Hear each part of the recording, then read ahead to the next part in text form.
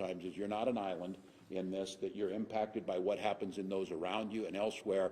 And that's an attitude that I think all of us should certainly embrace, that we're in this together, that the issues of public safety aren't just our neighbors' problems, they're all of ours, and the solutions. And you're going to hear from some folks. So I'm grateful for that. I think one of the things that we're being very specific about and that we heard from this is empowering the communities that know how to make these decisions themselves. So one of the things that in the governor's budget, and I think you see it reflected in some of the other ideas that are coming out of the House and the Senate, for that matter, is empowering the communities. We want to see about $300 million. The impact to this community is about $1.5 million per year. That's in addition to local government aid and the other things, so it's not putting the burden on this community's tax base, but putting the money into the hands of folks that are making some of these decisions, and then doing it and coupled with, you're going to hear from Bishop Smith talk about this, and Spike and others have been working on this, and the folks you see here with Minnesota Acts Now, empowering community groups to work hand in hand to move upstream, and this attitude of we can't allow violent crimes to increase. We can't allow our children to be involved with this, and we can't allow shootings on the streets. And there's a whole spectrum of things here that we should be doing together, both to be no tolerance on crime, no tolerance on the causes of crime, and getting front of people, and especially these younger folks that we're seeing. We're breaking down and disaggregating this data, and younger folks especially involved in these carjackings and some of those. So we're just incredibly grateful to be here, and then I think one of the things the state can do in addition to providing that funding to the communities, providing that funding to community groups, is do some of the statewide initiatives around recruiting, around incentivizing and paying for some of the training around public service, and then dealing with the mental health pieces of this, both from our frontline providers and then thinking about how we partner with the cities to provide the mental health pieces of this. That again, I often talk about this as a teacher, and with our public safety folks, many times it feels like when you're in those positions, you're expected to solve all of society's problems at just that one moment when they're in front of you. We know that's not the best approach to it. So I think where the state can try and provide some of those broader issues. So just incredibly grateful to be here with you. Speaker, maybe a few words from you, and then I'll turn it to the mayor. I'd like to maybe just hear from our folks who are sitting here about the ideas they want to see. Well, just a very few words, and thanking the governor for coming to Brooklyn Park, and thank you to the public servants in Brooklyn Park for making time in your day to host us.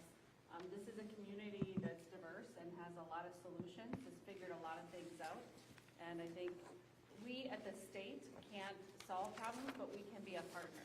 We can lend support, and we can strengthen what communities have figured out on their own. And I use the word community in the broadest possible sense. The solutions don't come from a separate place, which is government. They come from all of us working together in community. So thank you for inviting me, Governor. And Mayor, I'll turn it over to you. Mayor, thank you. We'll just have folks introduce themselves, and I just do want to give a big thank you, especially this community, and Chief Embleton was on a call with mayors and police chiefs with yourself, Mayor, that gave some suggestions. I hope you're seeing some of those in real time. The HEAT program we put in place over the last 10 days is showing some real results, and those are things where we can partner together. So those are great suggestions. We want to see what else we've got. So Mayor, thank you. Absolutely. So welcome to Brooklyn Park once again.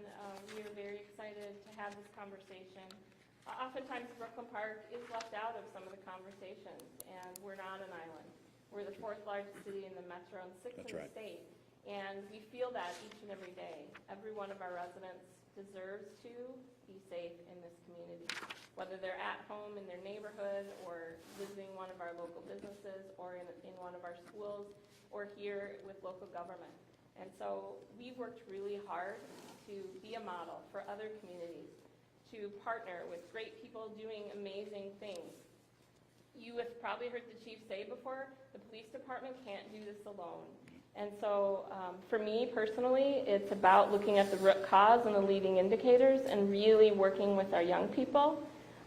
We want opportunities to show kids life through a different lens than the one they're currently looking at it through. Oftentimes when gang members show up and they look, like they're having fun, it's exciting, much more so than what they've got sitting at home. We want to have opportunities to provide them other options. I have big dreams for creating a mentoring center here in Brooklyn Park. we've got a lot of people who want to help right now. They've got the willpower, the manpower, they just don't know how. And so we want to be able to provide some resources to be able to help them, help our young people. Mayor, you made that move, correct? Recently, you moved some money out of this budget to some of these groups? Absolutely, we did, yeah. Yeah. We believe in investing in the groups that are doing work that is working. It's making a big difference. If our chief says this is the thing we want to invest in, I believe him. And we just moved money to cover them for the rest of this year as they're currently set up. These guys have been so committed to our community, and you know, every morning when I wake up and the phone doesn't say that shots were fired last night, I know that it was these guys working in combination, together, in collaboration. We can't do it alone. So. Mayor, when you're hearing these proposals out there, and there's good ones coming from a lot of different quarters, what, from a mayor's perspective, are the things that could help you the most now? As we talk about, is it the direct funding? Is it the grants to these types of organizations? Is it the statewide recruitment efforts? What helps you?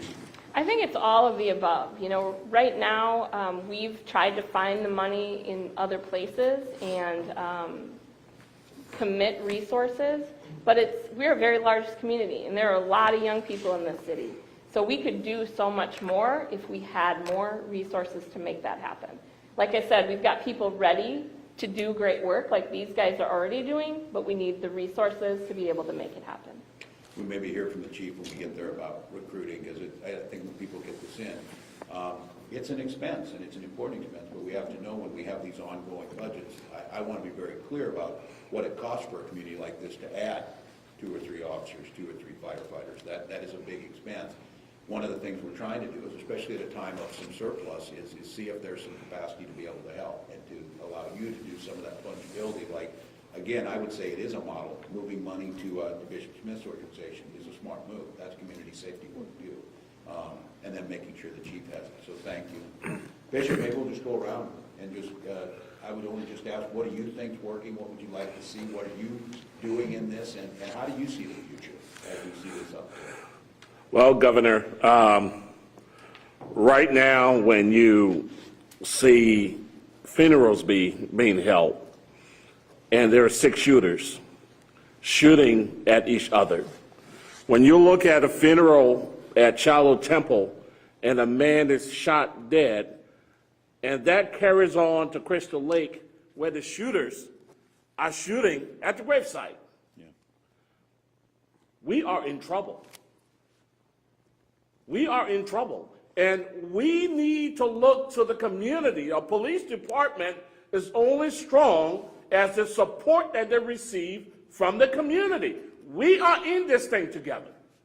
We know that the past 2 years has shown us that we cannot police ourselves. We need to work together. We also need job programs for our people that have been left by the wayside. There are some people today feel that the community have not given them choices to become gainfully employed. We need to look at people coming out of prisons. Governor, there are a lot of people today that just want to raise a family, but the lawlessness that is going on today is hurting businesses. I'm so proud of the work that this chief has done, that this mayor has done, because we do not have the issues that other major city has. You don't hear about police-involved shootings. You don't hear about the things that are crippling businesses in other communities. When we were called to this job, there was a lot of drug dealings going on the streets, elements of darkness. When you embrace these drug dealings, you also embrace what comes with it. That's the bullets, that's the guns. We see today people are marching when people get shot and killed, but they are not marching when we kill each other. The proliferation of guns on the streets, it's easier to buy a gun than to buy a bag of chips. Something needs to be done. The streets are flooded with guns. We need to march to our senator's office, our congressmen. We need to do something with the guns on the streets. Agreed. And Governor, since we took over, Minnesota acts now on patrolling the streets.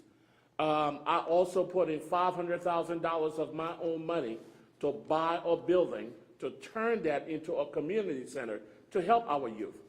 The businesses that were in trouble everywhere that we have patrolled, don't take my word for it, look at the data. Crime has gone down about 75%. We patrol one of the largest apartment buildings in the world called Huntington Place. People that have been at home for 3 to 5 years, not coming outdoors, they're coming out now. They feel safe. They feel safe because we are there. We are not just there, we are engaging the community. We are asking them how we can help. We are lending a hand. Our presence has been felt. The businesses along 63rd and Zane, people used to lock their doors. There were service shootings there. But now people have opened their doors. People are coming out. They are so happy. They are thanking the chief that he was able to have the foresight to bring on Minnesota Acts now to make the necessary changes. In short, Governor, the drugs are killing us. There are so many drugs on the streets. I had a young man. Is it predominantly opioids here? Yes, and the weed is not just weed. It's mixed with a lot of things. Yeah. I had a young man that I visited in jail. He was getting some food and a car backfired. He jumped in his car with his girlfriend, got out the window shooting at the car. The car ran into a store, and they both crashed into a store. 3 people were shot. And he said, Bishop, the drugs, I could actually see people shooting at me, and there was no one shooting at him. We have a lot of work to do, and Governor, it's not just your office. We need to be truthful with each other. The community needs to be truthful. We need police. We need people also that reflect the community to be hired and do some work within the community. In the same way we hold police accountable, we need to hold criminals accountable. Yep. They are not inseparable. That is a false dichotomy. Yes. And I want to thank you, Governor, for coming here today. It shows your willingness to create a safe environment. I applaud you for that. And my office is willing to work with you and your staff. And I thank you for the job that you're doing. Well, thank you, Bishop. I appreciate you speaking the truth on this, because I think, again, that's what we said. There's things that are working. We know that. And we have to, as a community, a state, and I would say as a nation, reject this false choice of reforms and trying to do better. All of us from our professions try and do that. We can't accept, though, that shootings on the streets. I can't have grandfathers with 4-year-olds who are shot on the street, and they don't know where they're from. So I think the combination of all of these things, and I appreciate the gun violence and the access to guns, and I think these folks know that. The truck park shooting in St. Paul, the person who had that gun got it from someone who bought 30 guns in the previous month, these straw purchases. Could I ask 2 questions, Bishop, of you? Sure. And maybe this goes to Chief Envelson, we'll get there. Do you use community resource officers here in the schools? We do. We have them. Yep. I say this only because this is somewhat, I know that in some areas it's a bit of a touchy subject. I taught with this. I taught the DARE program for a dozen years or so and did that hand in hand with local law enforcement. I said, our community resource officers who are in the schools, it was far more than the police side of things. It was about modeling the behavior we wanted to see. It was about understanding that there was an adult there who you could go to.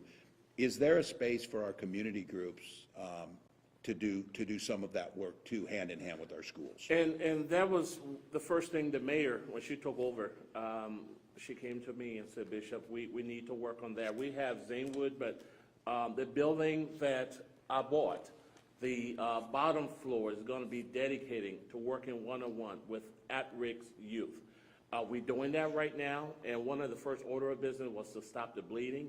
And I'm so proud of the work that this chief and this mayor has done. And I think Brooklyn Park will be a model to other cities. Are we communicating with the schools well on that, Mayor? Yeah, I think that we are. We do get some pushback, and when you're talking about school resource officers, like you say, there is rhetoric around it. Yep. I will just say in Brooklyn Park, I'll give you one example of the difference that made at Park Center High School. Our school resource officers get into relationships. They know the kids. Yes. The kids know them. They begin to trust them. Our school resource officer there learned that young women were being trafficked who were precariously housed or homeless. Yes. We went on then to work with Brooklyn, or to build Brooklyn Avenues, to work with Avenues for Youth, And we built a 12-bed youth homeless shelter here in Brooklyn Park because of that relationship. We would have had no idea that was happening if not for that. Those are the stories we need to tell. I agree, Mayor. We saw this, that numerous problems we cut up ahead of time. I don't want to minimize the issue on this, is that some communities feel that disconnect, especially with the police, but there's numerous ways to do this, school resource officers, and those who do it well occupy a really unique space between educator, sociologist, counselor, police. They do it all, so I'm grateful. Spike, I don't know if you want to say anything before we go around, or? Well, the urgency, Yeah. it's very important with the overwhelming amount of shootings last year that we prepare ourselves for what's to come in April. There's no way they can come out of their homes and not want to get even with the people they missed over the winter. And so we need to be prepared. One of the things, all patrols are going to need bulletproof vests. One thing that's never mentioned, and we needed to come from the mayor and the governor, you got to go to the feds and put pressure on them to research who are the gun runners. Yes. We can't wait till the child has his hand on a gun. We got to stop the shipment. We can't wait till he gets his hand on the drugs. We got to stop the shipment. It doesn't come from their community. So that means that higher up, we need the powers that be, have a sit down with the FBI. You got to play your role. You can't just come out and grab a child after he shot somebody. Yeah. You know, they got more access to a gun than an ink pen. I mean, we gotta deal with this. To know that a young man was arrested a week ago, but he had armor-piercing bullets. Well, who are you meaning to shoot with armor-piercing bullets? The Fed should know where armor-piercing bullets are coming from. That's correct. And they should not get to the hands of children. To speak to what you said about the schools, every school needs law enforcement back in the school. And I had said to the mayor and Bishop here, we got to start our own groups of at least 2 male, 2 females to put in these schools, to do individual group and groups with these kids to deter them from joining the street gangs, the street drug trafficking, the ripping off of these cars. Yep. And begin to talk to them so they don't go to the street. We need to talk to them now. Agreed. These things would be helpful. It would be helpful if someone donates or buys a used or a new camper and set 4 job specialists in there that not only go develop the jobs of who will accept these children, but make sure they're job ready so we can sustain them and keep them busy. The more we have working this summer and the more we got our hands on, the more that slows down. We got folks doing this work. You're right on this, like Lewis We have and no others. choice. We just got to make sure they're there. Lewis has been doing this for a long time. Yeah, you got St. Paul is growing leaps and bounds, especially the west side. We're growing all over Minneapolis, and they go anywhere, everywhere. Yeah. So our patrols have to continue to be trained. They have to be brought up on what the changes are. But I say for us, to you and the mayor here, we need that camper for job development. We need 2 men, 2 women, and we need a team of at least 4 to 6 people that will go in and out of the schools from grade school, junior high school, and high school to discourage them. And I'm willing to go to the meetings with you with the FBI about the guns and the dope, because Well, I will just say on that, like, we are speaking with them and have been, and the good news is on that, there's some pretty good partnership. John can maybe speak to that. I don't want to overstep on this, but I do want to note, the holdup on the U.S. attorney needs to end. Minnesota's U.S. attorney needs to be appointed, because that is a choke point. Our federal partners understand that. We've made it clear. It is a bit of political football right now where it shouldn't be, because our children are. one question of you, what do you think you could do to get those juvenile offices back open? Because there's no holding tank.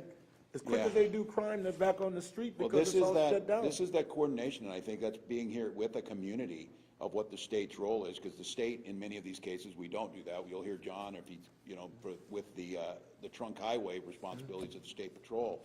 But I think it's building these coalitions. That's one of the things that we see, especially with Minneapolis, of trying to have, some of these mutual aid agreements, how we work together. I know you do that with our counties, and to try and figure out how we get that. Because I hear the bishop very clear on this, and I'm proud of the work we've done on this, reducing recidivism rates and making sure when our folks come back out, they're embraced back in the community as major, important, they have the ability to reintegrate and be seen as people when they come back with job skills and the ability to come back in. And we know that that's a piece of it.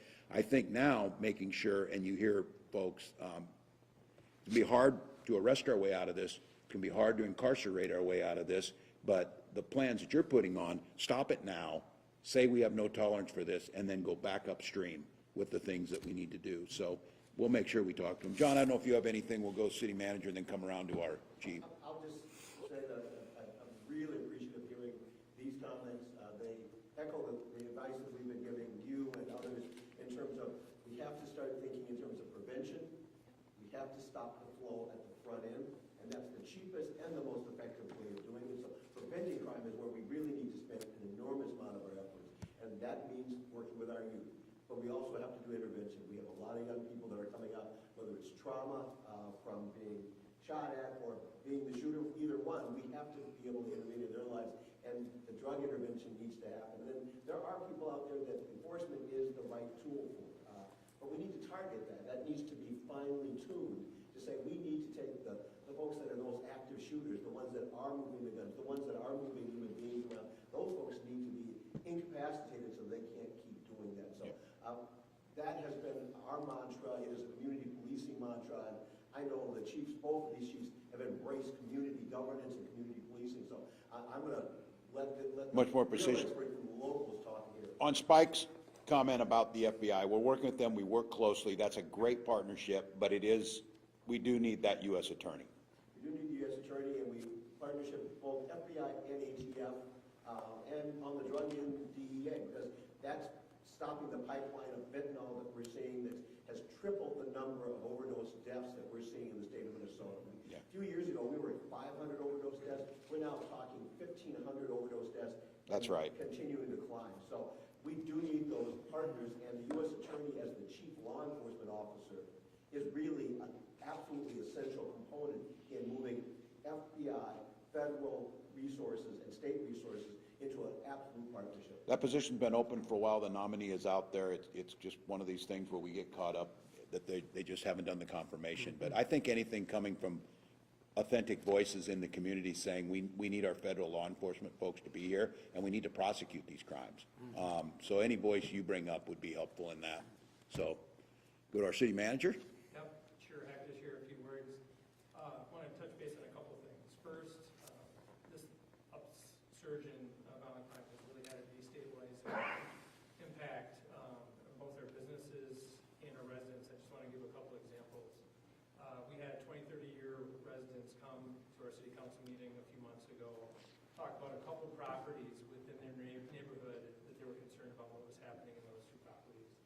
Turns out in one of those properties, a 5-year-old was shot and killed by a gun that they were playing with, unfortunately, another family member. Another example I'd give, Chief Walz, Mayor, and I have been in conversation with a business that's in one of our crime hotspot areas, a medical manufacturer business, employs about 400 folks. They're a multinational company, so they're considering leaving because of this uptick in violent crime. You know, we don't want 400 jobs leaving the neighborhood that exactly needs those jobs more than anybody. And obviously, we don't want 400 jobs leaving the state of Minnesota too. So just want to hit on the destabilizing impact that this is having on our businesses and our residents, and why it's so important. The second thing I just want to hit on is the short-term and long-term strategies that we're trying to apply here in Brooklyn Park. And you've heard a number of examples from the mayor, the bishop, and Spike in terms of not only needing to stop the violent crime happen today, but also those long-term strategies around economic inclusion, Yes. working with youth, you know, at all ages, focusing on healthcare support, housing support. Those are all resources that are incredibly important, that we're committing currently to it, and obviously through this new package could be helpful as well. So just want to No, I appreciate that and seeing a holistic approach. I would make the case, and again, stopping the crime at the point, having an officer there that's able to do that, protecting, but we understand that. This is a triage situation, you have to be there, but those decisions back upstream, I would make the case, I think you can make a strong connection to housing and food security and those types of things, that I don't want to be left out of this. I think you get into these ideologically narrow fixes, and most often, like anything in life, it's a combination of all of these things. So I think anything of speaking about that, we talk about, universal food programs at school or whatever, hopefully working hand in hand, if all of those things are about the reduction on the front end. Then going back to this, do we have a strategy to hire into good jobs? Do people feel like they're part of this? Are they included in the community? And I think the interesting thing, and this is coming here to Brooklyn Park, each community is going to approach this just a little bit differently. That's why I think it's important the packages we put together empower the community groups on the streets, empower the mayors to make those decisions, and lets them try something. The one thing is that it's very hard in elected office and in government to be real creative, because you get criticized if a road you go on, you try something new, it doesn't work as well as you'd like to, then everybody's criticizing you instead of, you know what, we tried something new, we went out there. I think we've got innovation in these community groups who are willing to take some of these chances to try something new and say, we've never done it this way. Well, maybe that's a problem, because I do agree with you, the economic impact of this. And again, while this is national, our concern is here in Minnesota. I want to be very clear about that. And I think the bar in Minnesota on safety is very, very high. We consistently rank in the top 5 safest states. Well, that's small consolation to the family who had a 5-year-old killed. It's small consolation to somebody who's been carjacked. And I think for us, I like the idea that Minnesotans are saying, we don't have any tolerance for this. I think it can lead to some solutions. And as we transfer to our public safety folks and we come around, I think the thing that I would say is seeing this holistically. We put these folks in the middle of public health where they had to deal with this. We put them in a situation where delivering those services at a time of COVID was even harder, and we saw results. And again, I want to be very clear, differentiating where we get into this, that it's a choice between reforms in public safety or safety on the streets. That is a totally false choice. And what you see is leading many of these things, new ways of doing best practices, are the folks who are actually doing the work. And I think that's an important thing to listen to. So, Chief? Well, thank you, Governor. Speaker, it's good to see you again. The first thing that I think is important for me to point out is we may wear different uniforms, but we're one team. Yeah. And I think working at all levels of government, with our private sector, with Bishop and Spike, I mean, we all here to serve, our community, and that's why we took the oath that we did. I think it goes without saying that the last couple of years have been certainly trying on every public sector organization. And when we get the call, and Brooklyn Park Fire responds to over 8,200 calls a year, about 73% of those are medical. And I can tell you that looking at the violent crime, and the calls that we go to, is to support law enforcement when they get there, and then to support the victim and support the patient and try and make a positive outcome. And we're seeing that uptick, and our crews are seeing that, and our crews are getting burned out. When I started in 2019, one of the first things that I heard and the first things that I observed is we needed ballistic vests too. We implemented that right away with the council support, with the city manager, and we found the funds locally to buy every firefighter their own ballistic vests, and they order 24 hours a day, with the exception of when they're fighting a fire. I know that's working its way through the Public Safety Committee right now. It's just testifying for that yesterday, but those are some of the things that we took locally, because as a chief, I want to make sure that every one of my firefighters goes home at the end of the day and at the end of their career. But locally, we also look at holistic ways that we work together to engage with our community. And with COVID, all of our firefighters, like every first responder, was put on that front line and having to navigate things that they were never used to navigating, including uptick in crime and keeping the community safe. Some of the challenges that I think we've seen in the fire service, and it probably sounds like a broken record to Commissioner Harrington, and I know yourself too, is just the struggles to recruit and retain firefighters, especially in the volunteer ranks. Brooklyn Park, we realized that challenge about a decade ago, and we started to make that transition over to a fully staffed career organization. If you look across the state, departments and cities looked at Brooklyn Park. How did you navigate that model? And it was courageous leadership from the chief before me, with the council, to say, we need to make a change. With 8,200 calls here, we realized that we couldn't do that with a volunteer reactive workforce, that we needed firefighters in the station, on the trucks, ready to go at a moment's notice, because when incidents like this and these upticks and people dying because of opiates and all the Yeah. other, emergencies and traumatic events, we need people there now. And that's so vitally important. The one thing that we've invested locally is in the past 2.5 years, we've added 20 new firefighter positions to Brooklyn Park. We have 11 new firefighter cadets that were just hired yesterday. They're actually on their Wow. second day of their cadet class today, and that was actually made possible from a federal grant through the SAFER grant program. But when we went into this, our first 8 were hired under a reorganization in our department and refunding of our public safety model to provide that dedicated staffing. But what we did is we wanted to take down the barriers. We want to truly live that mission of neighbors helping neighbors. So what we want to do is go out in our community, find people that are in our community that have a connection to Brooklyn Park. And I can tell you as a chief, I want people that want to work in Brooklyn Park, that want to serve the Brooklyn Park Yep. community, and we can train them. So what we did is we took down all the barriers. We started our own career firefighter academy. It's the second version of this going through, and it's yielded amazing results. We now have a more diverse organization.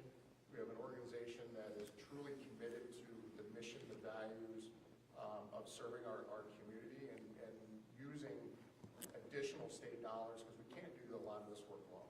It's $20,000 to $30,000. Yeah, that's the question I'm going to ask, Chief. So use SAFER grants to do this. The ongoing, how do we do this so that we're not putting a burden back Yeah. onto the community? Because we do view this as for all of us. So this does become a resource issue?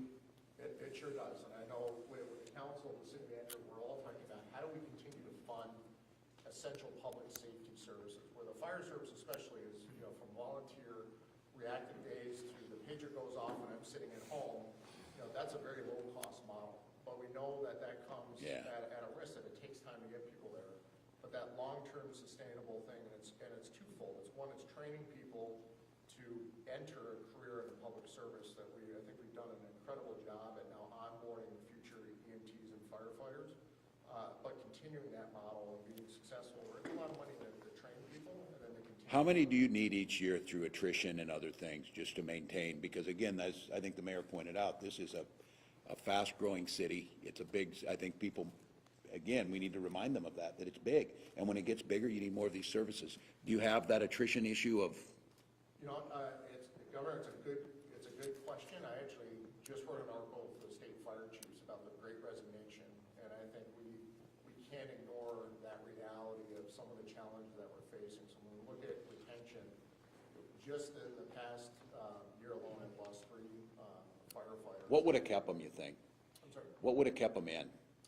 Unfortunately, a lot of it was, these 3 were disabilities, so we're seeing, retirements and disability and people that are just not able to perform. You respond to thousands of fires, it takes a toll. And it's back injuries, it's a lot of just musculoskeletal, that when you're operating very lean, that does have an impact, and, people taking inherent risks that jeopardize their safety. So we're fortunate that we haven't seen a huge turnover, but I'm seeing that. I'm talking to other chiefs, and what we are seeing is in the EMS field, especially when you talk to pre-hospital care providers. I know Star Trib just did a huge article on this. Yeah. We're losing EMTs and paramedics at a fast rate across the state. The concern that I have as a local chief, someone has to respond to 911 calls, and as a fire chief, that's the fire department. And what happens when I don't have those resources there to put someone in an ambulance to send them to the hospital? That's a significant concern of mine, and we're following that, I know, locally and then at a state level, of how do we help fix this problem, because it is an emerging issue. We have the smallest state patrol academy that we've had in a long time. I think this is, again, across all industries, but we need to make that this is respected. We need folks. How do we make it happen? Mayor, is this a case, and I go, it's not always about, people would make the case it's not about throwing money at a river. It is a lot of times about resources, correct? Is this a case of you're hearing all the different debates coming out of legislature and the administrative branch? Is this just reinforce that piece of getting money into the hands of community leaders is going to be a big piece of this, and then doubling it with the grants so that you're not funding Bishop Smith, the state's helping fund some of that so you can use your funds here? Absolutely, and I'll use that as an example. The county funded Bishop Smith last year, and because it worked so well, when we could and we had the opportunity, we invested in that program. I'm just going to kind of piggyback on what the chief said. I think it's important for us as elected officials to get boots on the ground sometimes and really see it through that lens. I did a ride-along, at a time when there were two firefighters on a call. 2 is not enough all the time. It just simply isn't. And so when he came before us and the SAFER grant, was something that we were able to get, there was some trepidation. Do we accept this grant? Because now we're hiring all these people, and then the grant ends, what then? Yeah, it's scary. And so we are trying to be smart about it, get ahead of it, and put some money aside in the budget each year of the grant so that when we get to the end of the grant, we're not stuck, with no money ready for that to follow. We hear you, and I think that's why we wanted to make clear on some of this ongoing. It's 1.5 million, what it's to this community. It's less in smaller communities, more in the bigger communities, at least to give some consistency. But I want to acknowledge that I think this is a bigger issue, an aging out of some of our force. I'm going to bring Chief Envoltson to bring us home on this of closing. Again, been on many Zoom calls with these folks about some concrete examples. I think one of the biggest things, and again, of being here in Brooklyn Park, is about concrete things that we can do. Some of this, Spike was instrumental in us moving state money, $2.1 million, to another organization like Bishop Smith to do that same work in North Minneapolis. These models are working. We're seeing them go there, but communities, and some communities simply do not have the resources, and this is where I think the state has a role to be able to step up. So, Chief, you got the floor to bring it home. Thanks, Governor, Speaker, Commissioner. I've spoke with all 3 of you over the last 12 to 18 months about the problems that we're experiencing here in Brooklyn Park. And quite honestly, not a whole heck of a lot has changed, and I'm scared to death of what 2022 is going to bring us. When it comes to gun violence, there's a reason that I ended up having to contract with Bishop Smith, and that's, you hit the nail on the head earlier when you said that there can be 2 conversations. Yes. There can be a conversation about reform, there can be a conversation about stopping lawless behavior. Yes. Right? What I'm asking and what I've spoke with you guys about a little bit too is it's not money. It's simply your voice in support of law enforcement attempting to stop the lawlessness. Because I ended up contracting with Bishop Smith, and this still occurs today, is the more rhetoric that is out there about all police are bad, when our officers show up to these scenes, these shooting scenes, we become the problem. And people intentionally try to create conflict or push our officers into doing something so that they can catch them on video, put it on YouTube, say, look at the cops, this, that, and the other thing. These guys have their hands tied, to be quite honest with you. And that's when I had to enlist Bishop Smith, because I had no answer for the mayor or the community on why we had 250 people shot over the last 2 years, and our clearance rate is down here. And our clearance rate is down here because witnesses will not talk to us. Yes. Victims will not talk to us, and that's because the police are not legitimate. And that narrative continues today, and it's problematic. We want to talk about how many people are leaving the fire service. He can't hold a candle when people are leaving the police service. And I had people that I knew were going to be leaving early, but that went further back than I had anticipated. It was people that were 2 and 3 and 4 years out from even considering retirement that just said, I'm going to take the financial hit. I can't do this anymore. And that's not to say we don't have support in the community. We do. We have a great community. But it's this continual judging all police based on the actions of police elsewhere. What I've always said to the community, I've said to the mayor, is judge your police department. Yeah. Nobody else's, judge yours. Come to me. If you think we're not doing something right, come to me and ask me. Yeah. Don't look at something on TV or in the paper and just assume that that's how we do it. So. Well, I think those are wise words, and I think what the chief got on is what we're going to have this conversation in Minnesota. We're trying to have it, and it can't disintegrate into the point where it's a cheap political point and one person's here on the other side. This is true, and I've seen this even in my profession. When you go to school every day and teachers haven't done this, or you see a bad teacher and we all get assumed with that, it's a morale issue. And I think looking at this, of judging communities' public safety efforts by that community, what they're looking for, there is a middle ground here. And I can tell you this, Chief, I think you'd say this too, if you find another officer doing something in a way that they don't want to, the person who should be most upset by that and is the person who's doing it right and providing that safety. That's the way I always felt. And I think this conversation about folks who are feeling this, when they see a situation on TV, whether it was George Floyd or down the line, there's pain in that. They're wondering why. It doesn't remove the fact, as you heard say, we have children shooting children on a daily basis. We had one going to school and one walking home from school, shot and killed.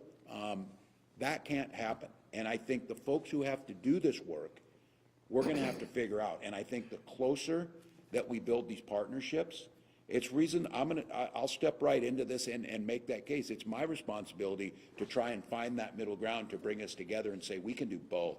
We can ask for the reforms that we're all searching for and know needs to be there and hold accountability, but we also need to lift up and understand how difficult these situations are. I said it earlier and I'll continue to say it. I felt this as a teacher and I know these folks feel it.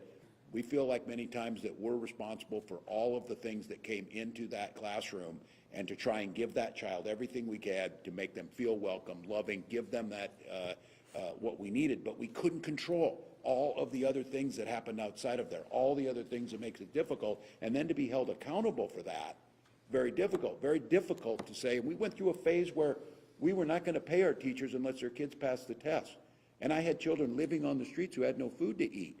And all of a sudden it was our responsibility. I'll do the best I can and try and do this, but I needed help. I needed help from others. And I think hearing the chief on this, of making sure that these departments are reaching out, and I think the words you heard there was, in our communities, judge our communities, working together, bring in folks to help us. When the community feels invested, whether it be with their elected officials or with their public safety officers or with their community groups, their church groups, their civic groups, whatever it may be, that's where you get real results. And I think this does give us a chance to tackle that. So, Governor, I wanted to hear from the chief before I ask any follow-up questions, but if you don't mind, No, I'll just please. take a minute, because I really appreciated the perspective that Bishop and Spike brought to the conversation.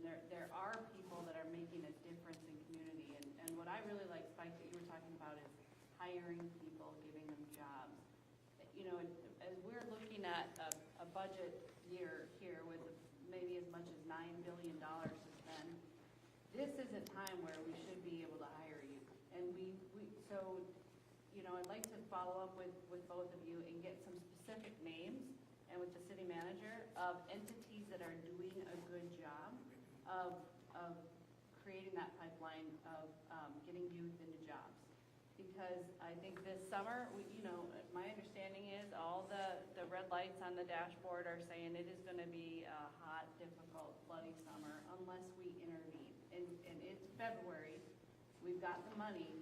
Let's get out there and do something on the employment front. So, and I think, Governor, to your point of getting money to communities, I think the proposal of getting that cash out to local communities, I think we see the world a lot the same way. In the summer of 2020, we pushed out $800 million to communities because the idea is to get the money in the hands of the local communities as fast as possible. And I think with this employment question I'm asking, there's multiple pathways. There's DEED, there's the State Department, but then there's work that's happening through Hennepin County and through Brooklyn Park, and maybe some of these job creation programs we ought to be funding via the local governments instead of trying to maybe get,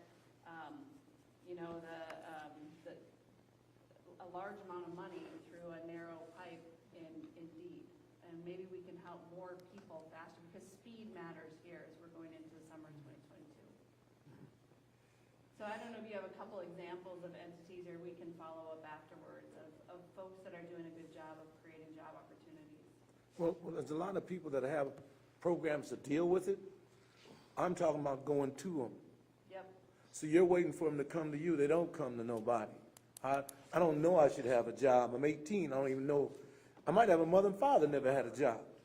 So when I say camper, wherever the patrol is at, that camper is right there.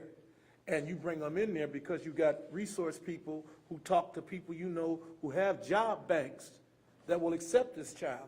So once we get him, we then take him to get him job ready and then take him to that job. So, but if you wait for them to walk in, that could have been done a long time ago. They won't do it. But if we get a camper, it serves two purposes. Number one, you're interviewing in that camper right on the spot. Number two, if the school tells you there is a problem with a particular child in the group where we're speaking, walk them out to the camper and get a little deeper. And maybe you can bring him back a little healthier inside. So we have to bring it to them. And you'd be shocked how deep this generation is with no experience on any job at any time. So you got a generation that no work experience, driving every day, no driver's license, no insurance, running red lights, running stop signs, all the basic things that you think they would know, no. So we want to challenge him, we want to be ready. When he steps out there with his people, we want that camper or whatever we got ready to go. When I sit down with the mayor and we talked about it, we want those teams to go into school. Think about it, if the teams were in school, they would know then the difference between good police and bad police. Yeah. The reason he says what he says, they only see it from the TV perspective that blows up one thing. But what he'll tell you is, Spike Moss says, this is a lawless society. You can't make it without police. So you're going to have to teach young people the importance of law enforcement and the importance of good law enforcement. He might become the expert because he's already dealing with a lot of them are going to have to deal with down the road, learning how to work with community. So I think those steps that you're talking about are very important, but you got to take it to him.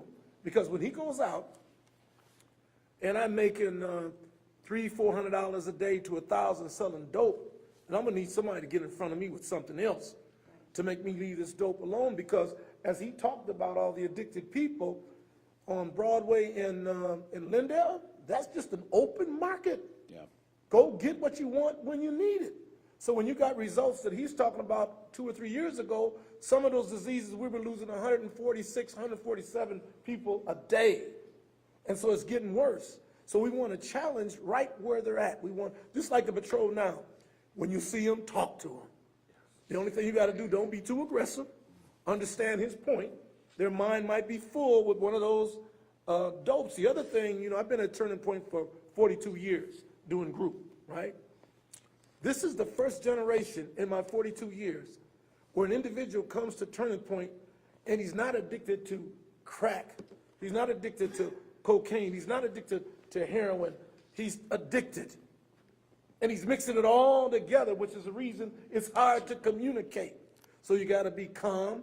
And this gives you an opportunity between the school and the camper and the patrol to stop the wars between them, to find out things that are happening where you can get ahead of it and move them out back into school, move them out in employment. But don't look for them to come to you. You got to go to them because they don't value and they don't have our values. I think the point that was made, our cemetery is Crystal Lake. Crystal Lake for the last 8 years has begged Hennepin County to take back the cemetery. They no longer want the contract. They have fought and shot in that cemetery so much, they don't even want the contract. So then you get to our preachers. I set them all down. You got to stop doing gang funerals until you find out, is this a warring group warring with somebody? Because you're bringing innocent people who just want to pay respect to a funeral, which might get gunned up. So we got things where we got to get busy and get busy right now to put some of these fires out. Before April, we need to be solid when they come out of those houses and see each other. You shot one of mine. You shot one of mine crap. And then it blows up bigger than it is now. So I just think those are the steps we have to take. I thank God for a chief like this. I feel for him because he doesn't want to engage in what gave him that reputation. But there's a lot of cops that don't want that reputation. But when something has went on so long, the people can't see there's a difference. We can make that difference, Bishop. Yes. When they see you working with them, when they see you talking to them, and when they hear you in school, why you need them. If you have a problem with one, go to the chief and let him fix that. But we can't separate right now. We're at war for life. You understand what I'm saying? I did a speech to all the pastors, and I did it at Bishop Howe's church. And I told them this is a spiritual war. And you need the spiritual generals to step out because that's that much devilment on the street at one time. We're overwhelmed. I will be with him real soon to move these patrols forward. And we will take up what you said, because I will be talking to the mayor and this man, and we will build these things. We've been a little slow at it, but we'll get resources and we'll build these things, because this is going to be our year. Yeah, we have to decentralize. We have to not have it come from the state. We need to give you the resources. And Governor, let me just add, the community needs to participate in greater numbers Yes. than they are. This burden is not just the governor's burden. It's not just the chief's burden. These kids belong to us. We need to step up as community leaders, as pastors, as bishops. We need to step up. We can't just push the problem of the burden on the state. You know, every day, and some of the kids that we are dealing with, they don't even have birth certificates. They don't even have social security cards. Yeah. You know, I sent one of my employees out. This kid, we saw dealing drugs out there, and I brought him to my office. He said, Bishop, I don't know who my dad is, and my mom's a prostitute, and the only way I know how to make a living is by dealing drugs. Yeah. And it was cold. He didn't have no shoes. And Scott, how much did you spend? We spent about $300, $400 getting clothes, shoes, And we buy them food, and we were, And we have spent thousands of dollars already on different groups of people just to get them from that way of life. But it's going to take more than that. It's going to take us having raw intervention, because these kids are not kids that will sit down and listen. Their minds are bouncing all over because of the substance. Nothing normal. It's not normal. Yep. You know, and they're not afraid to take a gun because they don't see you as a person. Yep. Okay, it's all about survival. So we have a lot of work to do, but Governor, I don't want you to feel that you own this burden alone. This community needs to do their share. We need to. We need to step up. And I see a lot of people talk a good talk, but they are not out there. Yeah.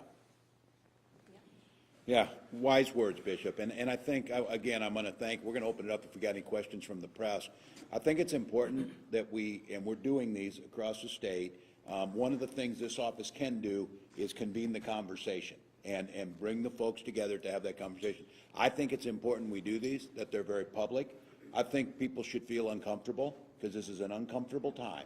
And nobody gets to go back home and say, it's not in my community, it's not my kids, I don't have to worry about it. Mm-hmm. All of us need to care about it.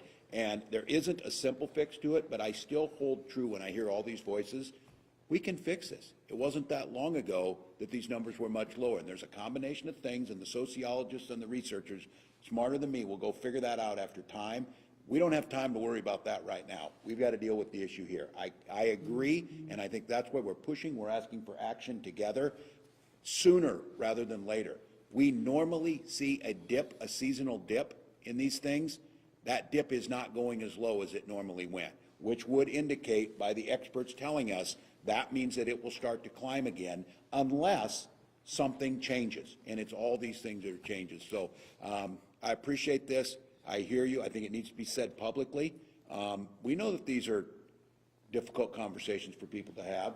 We know they start getting into territory where people start to go into their own camps, but they need to be said, because especially with the folks who are on the streets, each of our communities. So I'm going to open it up. We've got some press here if they'd like to answer. Governor, I think we're going to have the press ask you questions. Is that easier if we do it at the Yeah, podium? everyone else can. All right. And I would just say to our guests who are here, you are welcome to answer if they'd like to ask you questions. It is your call on what you'd like to. But I think having the conversation, talking about the things that came ahead of time, knowing that the state can do some of these things, and what Spike's talking about is, and the chief knows this, losing officers, especially those with experience, are really, really damaging because of the institutional knowledge. We've lost some of those connections on the streets where folks know who's talking to who and which gang's talking to which gang. Those are the investigative, the hard legwork that needs to happen. Some of those are things where we can share and work together, and I think it's that communicating across jurisdictions where we start to understand this, because the story that you heard on this, and I know one out of Hennepin County, one of these young men like you're talking about, at that age, brain's not developed yet, dealing in drugs, was picked up and attempted to return, could not return to the parents who weren't there, 151 times for different things.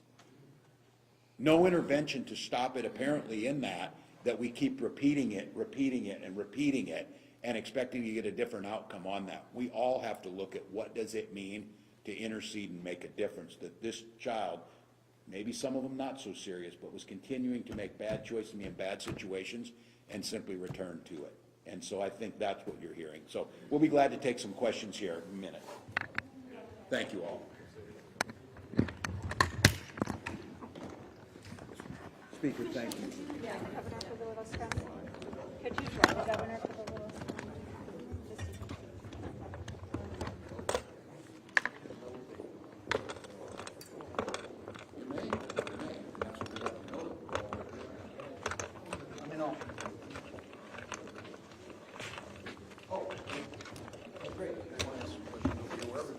Let these guys set up where they want.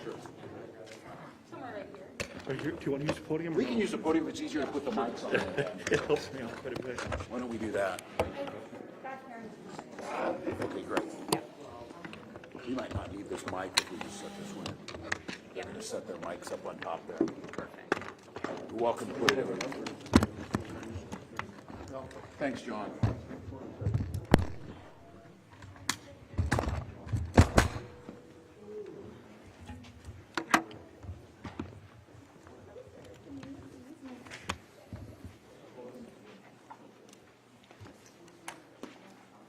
Mayor, thanks. Thanks for thinking through the matters. I want you to stand close to that.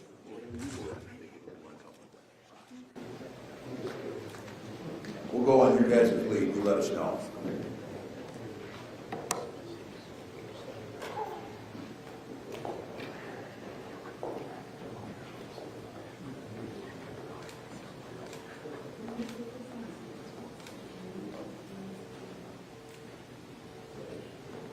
You guys good? Yep. All right, we'll just open it up to questions, whatever you need.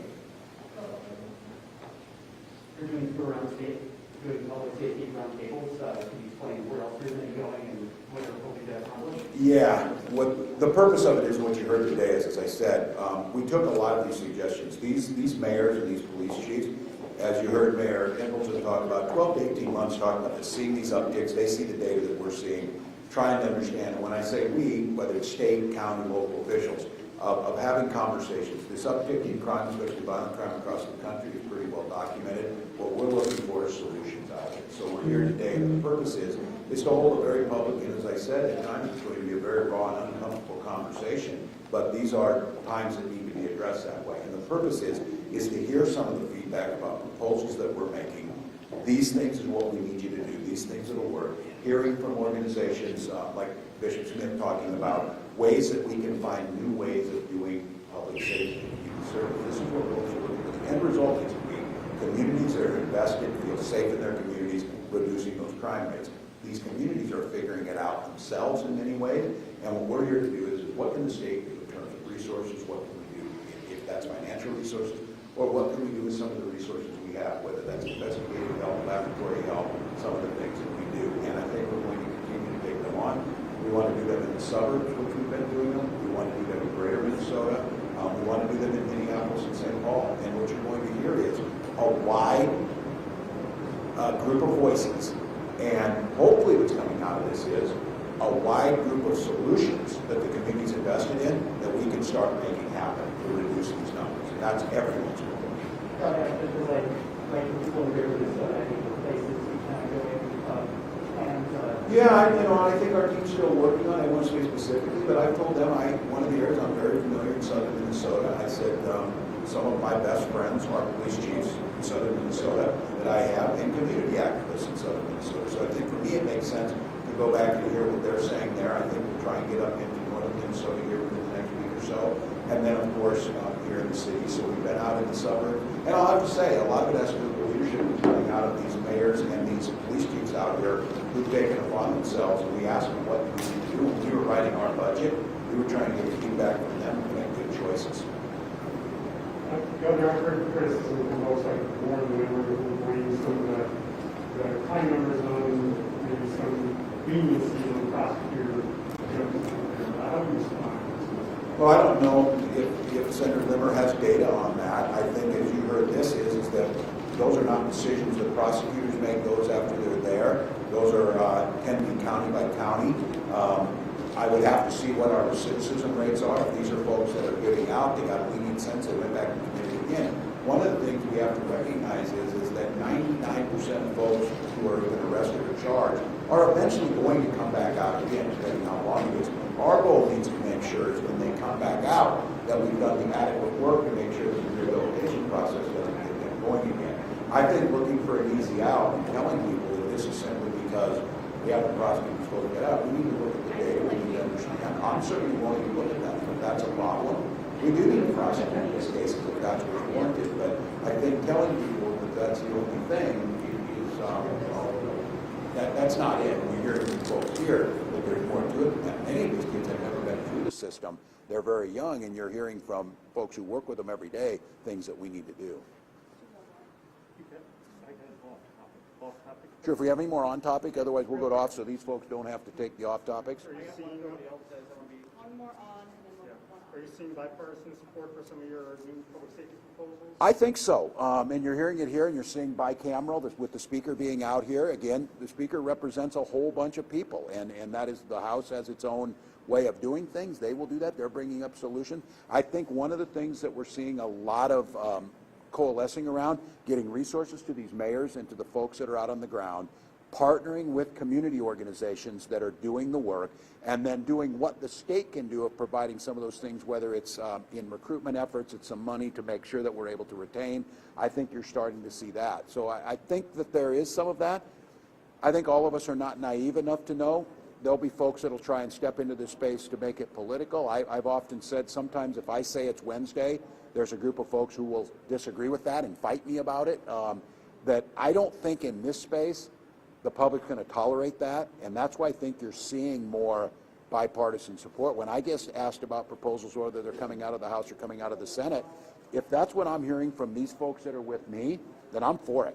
I don't care who comes up with the idea. So I really do believe, and I think you heard the folks here, and that's why holding it in public in front of you and in front of the people of Minnesota, they're telling us there are things that we can do now that they believe will make a difference. And I think if we hold those up for political reasons, then that's simply unacceptable. They've told us, get us some more resources, fund these community groups, do some of those things. Those will all help. One more on? I appreciate it. One of the things I heard during the roundtable was, and maybe Bishop, we could clarify this a little bit more too, but you talked about accountability for people who, commit crimes like carjackings and stuff like that.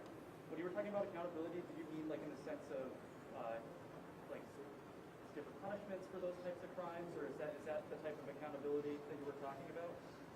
Right now we have a fund. People that commit violent crime goes to jail, and we build them out to come back and terrorize the very community that they were in just a few hours ago. So we need accountability across the board. In the same way we ask for accountability from our police officers, we are asking for accountability from our citizens, from the criminal justice system.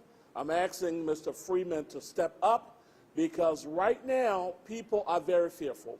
People are fearful because people are not being held accountable by the justice system. A lot of people that are being murdered are people that look like me. And so I'm not just speaking up black or white. I want to preserve life. I want to stand with those that want to be fruitful, multiply, and help their community. That's what we're about. So we cannot just stand with people that are committing havoc in the community and build them out to go back and commit more havoc. But we are trying to say, hey, look, at some point, we have to hold them accountable so they will not become repeat offenders. So I stand in agreement with the governor. A lot of his ideas, I'm with him on that. But I also, I'm speaking in terms of the justice system and not what the governor is saying. Thank you. Thank you. All right, well, I'll take an off topic if you got one. Teachers, the same problem, they have this either have or soon be filing strike notice. Your thoughts upon it? Yeah, well, what I do know, you hear it from public safety folks, you hear it in all these professions. Certainly, this is my profession where it's been hard. It's been hard years on everybody. They're hard on students, hard on parents, hard on teachers. And so what I would say is, I certainly understand folks are trying to get together. This is a time-honored practice that we negotiate together. I guess my words at this point in time is, let's all make sure we're back at the table in good faith. Let's work out a working solution that serves everyone here, especially our children and our students. And I am hopeful that's what will happen. These are healthy negotiations. I've been part of these for years. I think tensions are high, obviously, in all areas of society, but we got every reason to be optimistic on the horizon here. I got the word today on our COVID numbers. Our hospitalizations for COVID are the lowest they've been since September 1st. We are going into a place where very soon we might be in the best place we've been in 2 years. I think all of that starts to lower this down. I think at this timing right now that'll help. But my take right now is let's just get back to the table. Let's negotiate in good faith. Let's get this thing done. So, yep. Thanks, everybody. Charlie, got the book? Thank you, guys.